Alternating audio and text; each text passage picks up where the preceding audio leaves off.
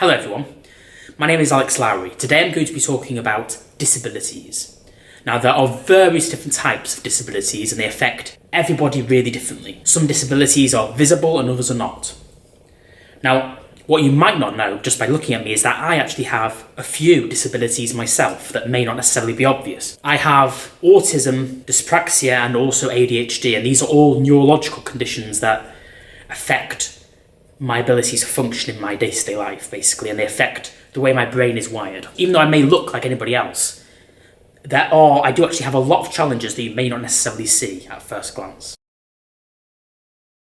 I was diagnosed with autism at the age of 4. I had delayed language, speech delay, found the world to be an extremely terrifying place, and to this day I still have a lot of challenges. I struggle to socialise, I struggle to make friends, I struggle to interact, which I don't always understand how another person is thinking or feeling, because I tend to have a hard time picking up on body language and facial expressions and these kind of things that most people will take for granted are all things that I, as an autistic person, tend to struggle with. As a child, I felt very different from everyone else. It took me a lot longer to learn things than what I did for other kids, and this made me feel like I stuck out like a sore thumb. In addition to autism, I also have ADHD, Attention Deficits Hyperactivity Disorder. Now, a lot of people think this only affects children, but that's actually incorrect.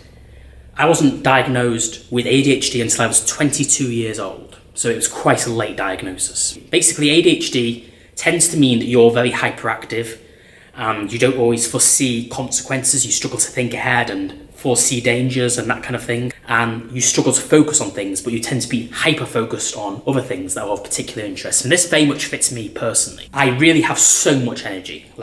I also do this stimming, like self-stimulatory behaviour, which is part of autism, where I hand flap and rock back and forth when I'm processing what's happened. I think my ADHD basically means I have so much more energy when doing this stimming. Like, it's kind of linked together in a way. In fact, I really cannot sit still to save my life, to be honest with you. If I have to sit still, I actually just find it so miserable. I just find I fidget a lot and I tend to just move in different positions and I just cannot sit still. I also tend to be very extreme with everything I do. For example, I'll walk really, really fast. If I'm ever walking with someone else, I'll tend to find that I quite often will be ahead of them in very little time at all. I'll talk really loud. The volume I'm speaking now, I'm very much speaking in quite a loud sort of voice. Like I'm speaking like I'm giving a speech. Well, that is often how I speak. That's the volume I speak at, even when I'm just speaking in a general conversation sometimes, especially if I'm getting really, really into a topic. My volume tends to go quite loud and I'm completely unaware of it. I was also diagnosed with dyspraxia when I was 22 as well. Now, dyspraxia basically affects my ability to coordinate myself, and basically it means I'm clumsy, in short. But a bit more extreme than that. I find that I don't always know when I'm in somebody's way. Do you think you get in the way of people?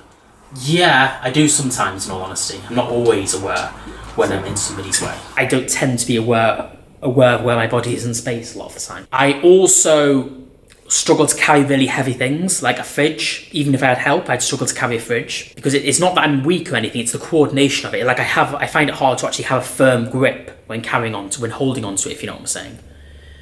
This is quite a challenge for me personally. I also tend to have a very hard time being able to navigate myself around places. I get lost extremely easily. There are many, many other disabilities that I haven't covered today. Some are visible and others are not. What I would advise you is to try and find out more about disabilities, because I can almost guarantee that you'll probably know somebody with a disability, because disabilities are extremely common. Sometimes they might be really, really obvious they've got a disability. There might be something you can see. Other times, it may not be so obvious, you know what I'm saying? I mean, some of the conditions that I've spoken about today, you probably know a few people that have these disabilities. In some cases, they're not even diagnosed till later. They also cover a very wide spectrum, and it's very different for everyone who has them as well. I'll leave you some links to some information about the disabilities I've spoken about today. I'll leave you some YouTube videos that are worth checking out, which will help you to gain more understanding about these conditions. But more than anything, I just recommend you look into it yourself. Try and find out more about disabilities. Especially in schools, children who have disabilities sometimes might get bullied because they're not fully understood by their peers. You know what I'm saying? Especially when it's a hidden disability where they can't see, they're just seen as completely odd. You know, they don't understand what's that the person has a condition. Please do check out my other videos, because I've done so many other videos about autism, and I'll recommend checking out. There's a channel that specifically does ADHD related videos, so I'll also link to that in the description too. And please do hit the subscribe button if you haven't yet, for me personally, because it really helps me out. Thank you all for watching. I do hope you enjoyed this video. Take care. Goodbye for now.